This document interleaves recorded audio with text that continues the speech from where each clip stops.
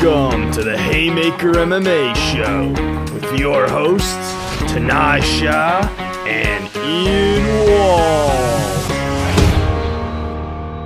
UFC Fight Night, we got Curtis Blaydes, number 2 ranked heavyweight, taking on the Black Beast, Derrick Lewis, the man with the most knockouts in UFC heavyweight history. Damn, I forgot that. Yeah, he's passed, I think Ngannou, I'm sure it's Ngannou. Ngannou, Kane, JDS, all those guys I'm feeling. Just been in it for longer and fighting more often, but that's crazy, I forgot that. But yeah, definitely Derrick's on top now after the Oleinik knockout. Alright, we got 10 fights in the prelims. The card starts at 4:30, the prelims, and the main card starts at 8. So that's crazy. A lot of fights to watch. I like the fights during the day, honestly. Yeah, good to know. Good to remember. Remember that shit. 4 o'clock. Yeah. Yep. 4:30. We're in Vegas again, and then let's talk about the featured prelim. We got heavyweights kicking that off. We got Arlovski, the legend, the man with over 40, almost 50 fights now, taking on the newcomer from England with 2 fights in the UFC, but 11 in total. Tom Aspinall. What do we think about these heavyweights, man? Man, I'm still jaded and scarred from the last Arlovski fight with Tanner Boser, how he just dogged me. Yeah. I was high on Tanner Boser for that fight and before it, and Arlovski showed he's not done yet. But also you look at Aspinall, he's got 9 first round TKOs. Every time it's gone past that, he's lost, which is only 2 times. One was a heel hook, and the other one he got DQ'd for the illegal elbows. So definitely a dangerous. The John Jones elbow. Yeah, the John Jones elbow, the watermelon or the coconut. So, let me interrupt you. I'm sorry. Yeah. So if they take away John Jones' only defeat, do they take away Tom Aspinall's too? True. That's interesting. The MMA math. That's one where it might add up. Yeah, Great point right? to be raised. And then the other one, even to that knowledge, to that record, if you take that one away, his other one's a heel hook finish, which is usually like a not a freak happen, but you get caught type thing.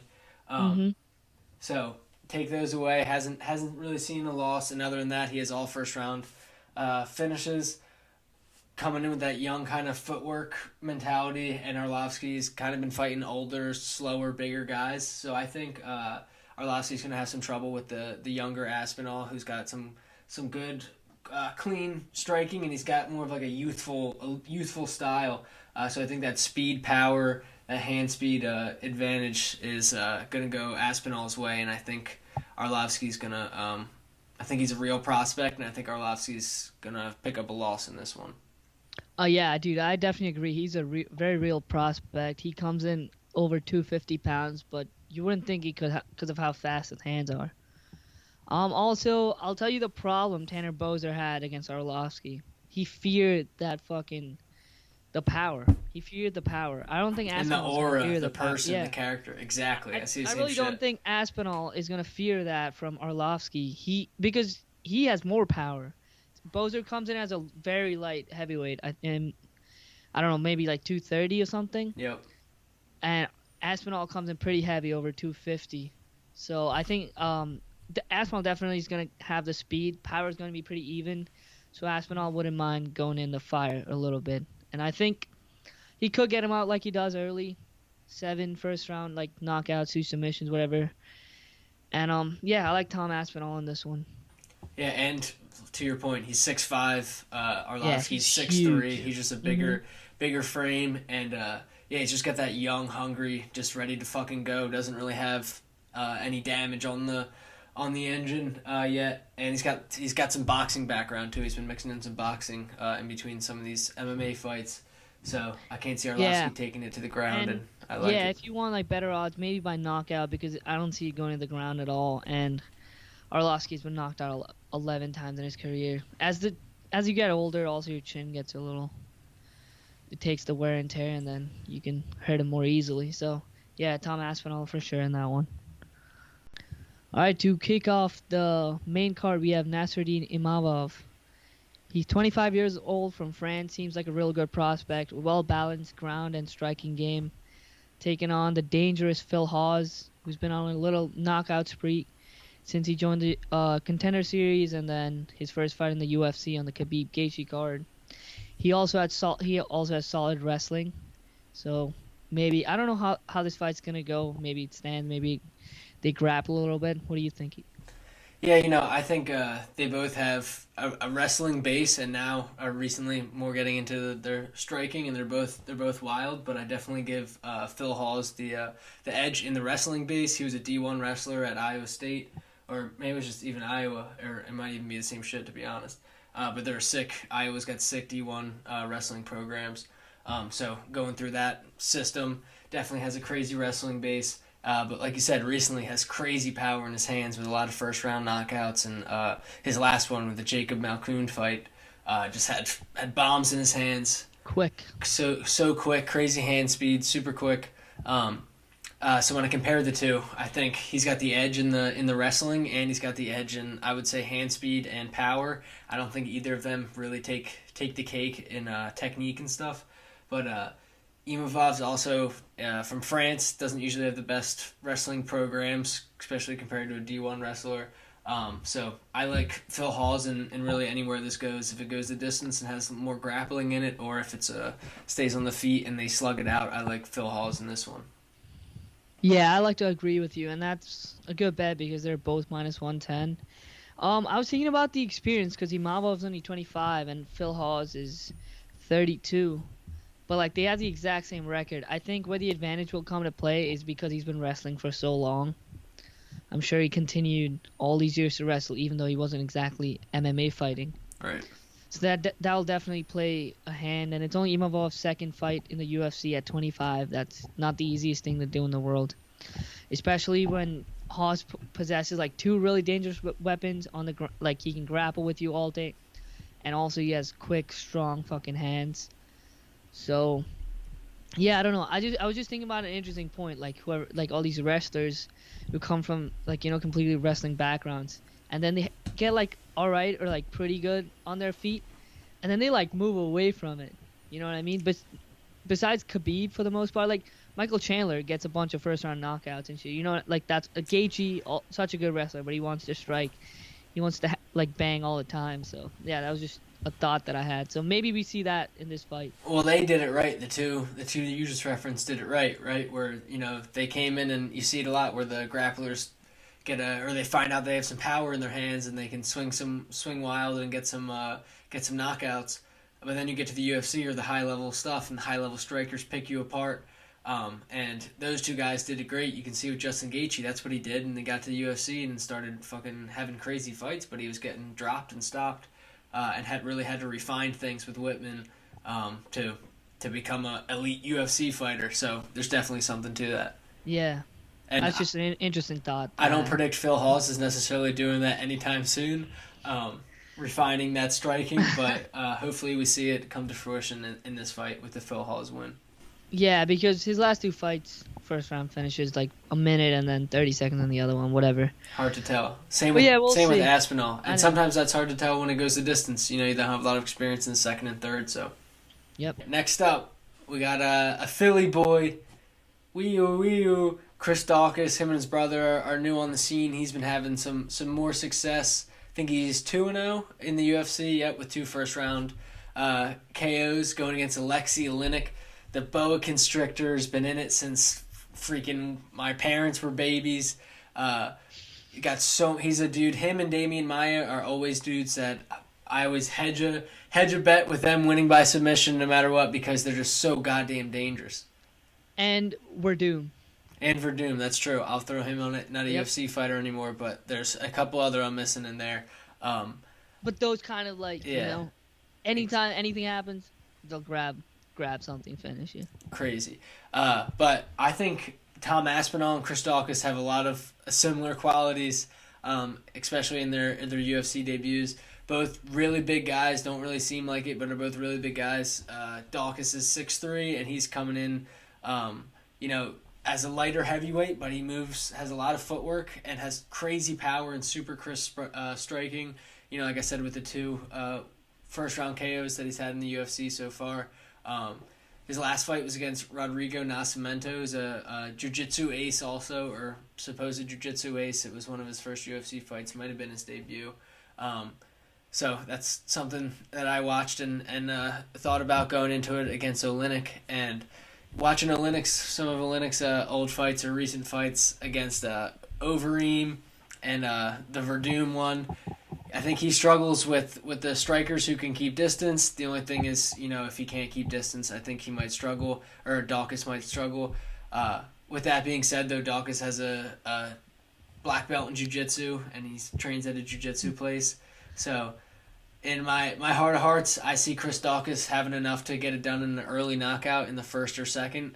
I think he might have to overcome some submission threats in the first round, but I like Chris DAUKUS within the distance on this one. Yeah, the first round thing you stole a little bit. That's what I was thinking. I was thinking so Oleinik did really well against Derrick Lewis in the first round. Right, he got into the ground. He had some submission threats. Lewis was strong enough and smart enough. He's gotten better for sure on the ground to get away and escape from that. So Chris DAUKUS, that's my only fear for one round, because after that Oleinik's gonna get tired. Then you can get away from the trips or the belly to belly, like the takedowns, you can say. And then I think one round, if Chris DAUKUS gets past that part, unless he catches him, of course that can happen. One round when they're not as sweaty, when they're more dry, if Oleinik can't get that submission, I think it's going to be a long night for him, because he can't last for 3 rounds anymore. The dude's got like 65 fights. So, yeah, I mean, it's going to happen at some point. He's 43 years old. But he's still a threat. Like you said, like Maya, like Verdum. Those jiu-jitsu guys are just so well-versed in their craft that they can, finish you with anything. Any limb, the neck, your fucking pinky, I don't know. They'll finish you. So, yeah, I think when they're dry, DAUKUS should do what he's been doing in the past 2 UFC fights. Just stick and move a little bit. And if he feels the kill, don't rush in too quick into Oleinik's guard. So right, don't rush the finish. Not too quick into Oleinik's guard, but, if he's really hurt, get him. But, yeah, just watch out for that. But then I do like Chris DAUKUS. I see it going similar to the Derrick Lewis fight, where Oleinik just gets tired and then gets caught with something big. Yeah, my crystal ball prediction is Chris DAUKUS sometime early in the rounds, because that's the beauty of the rounds. Yeah, they all start standing. And, yep, exactly. Up next, we got featherweights, and we got 2 more BJJ guys, BJJ heavy guys. We got Darrick Minner and Charles Rosa, both coming off of wins. Charles Rosa off a decision, and Minner off a nice submission in the first round. They both fought fairly recently, so I think they're gonna be sharp. And I think Rosa's had a problem with the top guys in the featherweight division. Anyone whose name you've heard of, he's lost to almost. It's almost like that. And Minner really is just pretty balanced. He's lost some, he's won some. He had a time when he went win-loss for about 8 fights. So yeah, he's a little inconsistent, but I think it's a good matchup for both of them. I think it's gonna go to the ground, and they're just gonna play a jiu-jitsu match with a couple of ground and pound shots. I think Rosa has a slight advantage on the feet. Interesting. Yeah. What do you think? I see it the opposite on the feet, actually. I think Charles Rosa's, has that karate kind of taekwondo-ish stand-up, and when he comes in with his hands, he just kind of crashes in. And where I think he gets all of his successes is on the ground and with his jiu-jitsu. So looking at at his last fight with Aguilar, I think Aguilar lost that more than Charles Rosa won that for himself.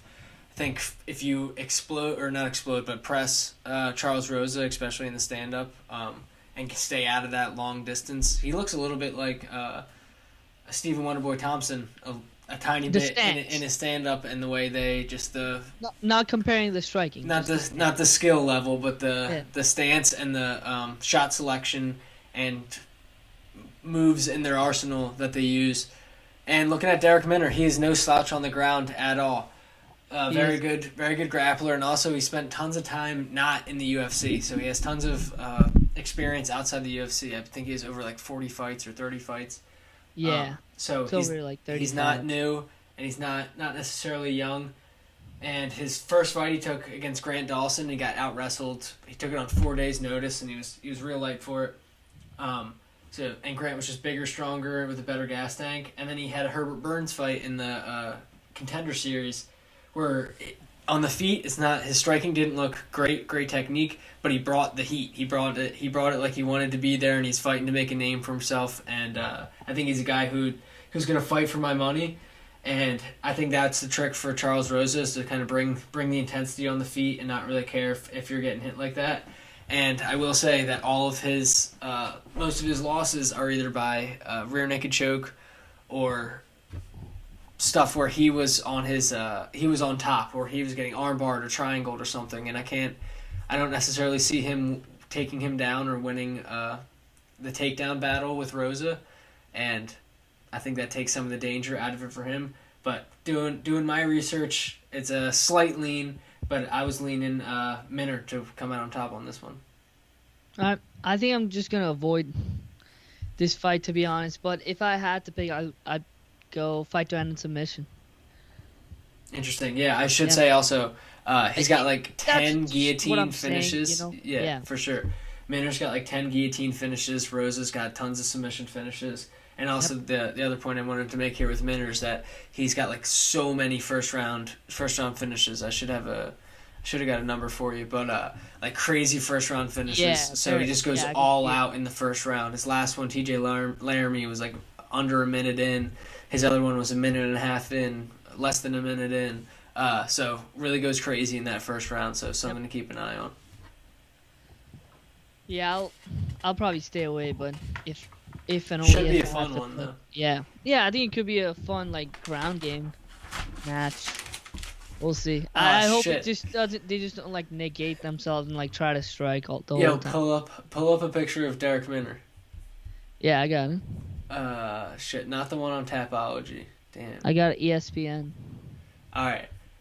I saw it online, and I was thinking the whole time doing this research. Yeah, I feel like he looks like... Why do I recognize his face a little bit? Like, I feel like he looks like someone. I can't put my finger on it. Ready?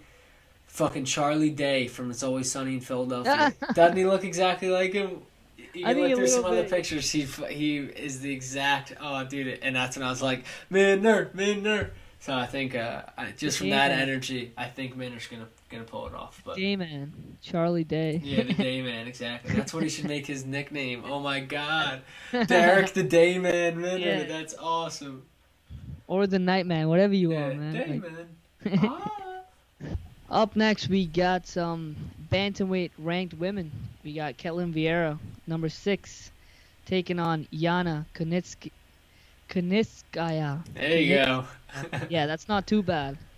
The 135 is going to go at it in the co-main event. I like how they do the girls showcases in the co-main event because Barber and Macy Barber and Grasso. Yeah, and Alexa Grasso. That fight was sick, honestly. That was like back and forth, 29. Dude, I'm telling you, around like 5 years ago, the women's fights were kind of shit. They all went, everything always went to decision. There wasn't that same kind of aggression or whatever as you saw in the other fights. But recently, in the last couple of years, man, the women have been turning up the flames.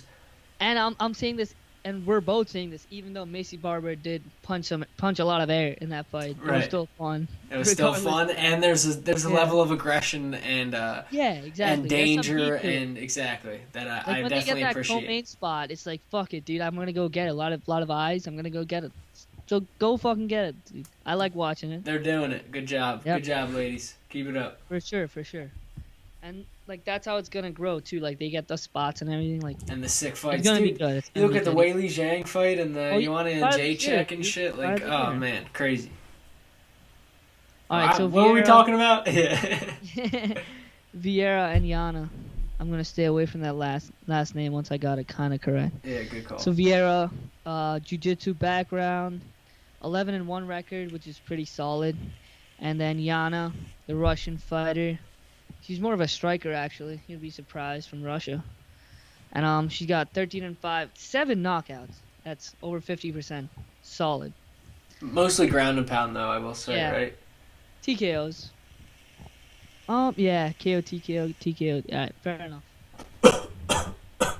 Fuck. Cut the clip. How do you see this one playing out? Yeah, man. I like when I do the research, like I always say, I like to look at some of the fighters who I think are similar, have similar skill sets, and I like to look at the Kat Zingano fight on this one when I was doing it for the Ketlin VIEIRA footage. Similar games where they like to push against the fence and work that kind of clinch work a lot. Not too much as of late with Yana, at least.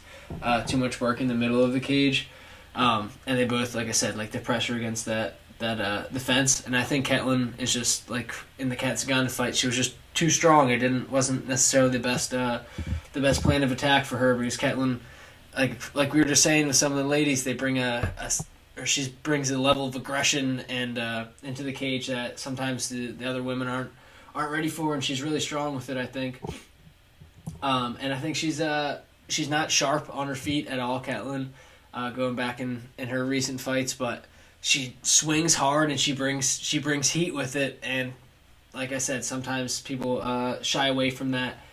Yana, not necessarily, but sometimes in some of her fights, I've thought, she didn't necessarily leave it all out there. And I think Ketlin's young in her career and is going to be super hungry and throw very hard. And I think she has a advantage in the grappling department. And I think when she gets on top of you, she's a real problem. So I'm leaning Ketlin VIEIRA on this one. Yeah, I agree with everything you said. Basically, I like Ketlin VIEIRA. She has the aggression factor. I don't know that Yana has the cleanest striking to counter it, like Macy did. Doesn't, like for sure. Alexa Grasso did Macy Barber. You know what I mean? That aggression countered by pure skill. Yeah, I don't think she does. And then I think if they really grapple, also Ketlin VIEIRA has the advantage.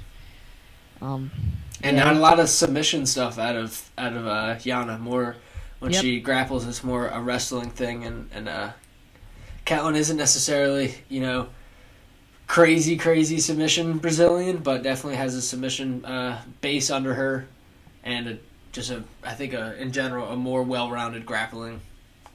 Yep, definitely.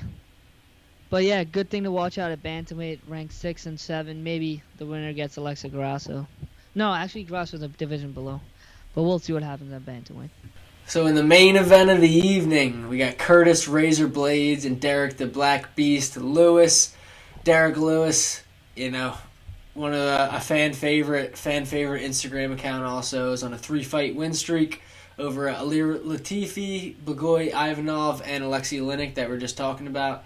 And Curtis Razor Blaydes, a man that I've thought very highly of for a little while now, is also on a 4-fight win streak. More notably, the last 2 wins over Volkov and Junior Dos Santos. Both of them big ass boys. Curtis Razor Blaydes is a huge frame and definitely looks a lot more in shape than Derrick Lewis, who has to cut a couple of lbs to get in there. But Curtis Blaydes is 6'4", and I think him being a naturally athletic, super big heavyweight and his strength might cause a couple problems there for Derrick Lewis. But how do you see this playing? So yeah, if you recall the DC fight, Derrick Lewis got a title shot at MSG, and DC said he hardly even trained for him and things like that, which is it could be true. I mean, DC's not known to lie like that, but if he didn't train, if he just took him down at will and got an arm triangle, I think Curtis Blaydes is going to do the same thing. And he's heavier, taller, bigger than DC. And I think that Curtis Blaydes is the second dark horse of the division. I know it's a weird thing to say. Who's the other dark horse? I think Ngannou, not being the champion. I don't think he's a dark horse though, because he's on everybody's radar. Everybody knows him. Everyone thinks that, right? I was just saying, just because he hasn't won the belt, that's why I call him a dark horse. Because you know what I mean? But yeah, fair enough. All right, Curtis Blaydes is the dark horse. Yeah, I think Curtis Blaydes officially gets the crown for the dark horse of the division. Yeah, all right, fine. Curtis Blaydes, dark horse of the division. He's beaten fucking everyone, and he's dominated them. Start to finish, he dominates. He's knocked people out on their feet, too. He's getting better at that, for sure.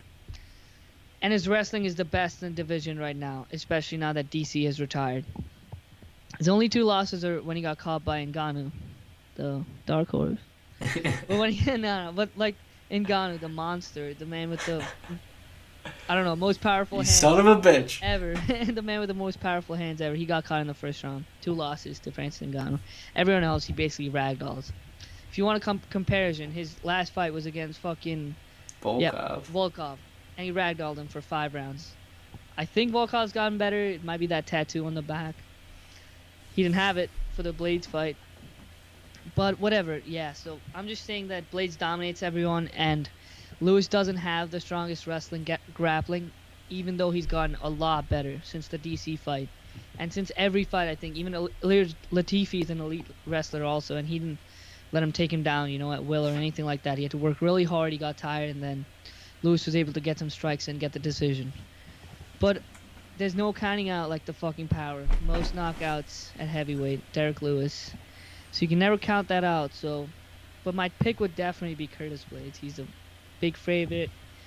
The big favorite pick would be him, but watch out for that Lewis bomb, that Houston bomb. Yeah, that Derrick Lewis KO. That's another one that like the Damian Maia submission hedge. You always want to slap a couple on Derrick Lewis by KO because it can happen any night.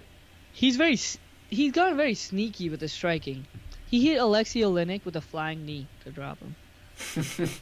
That's a heavyweight. Yeah, it's hard to imagine. 65 pounds, probably 290, 285 on fight day.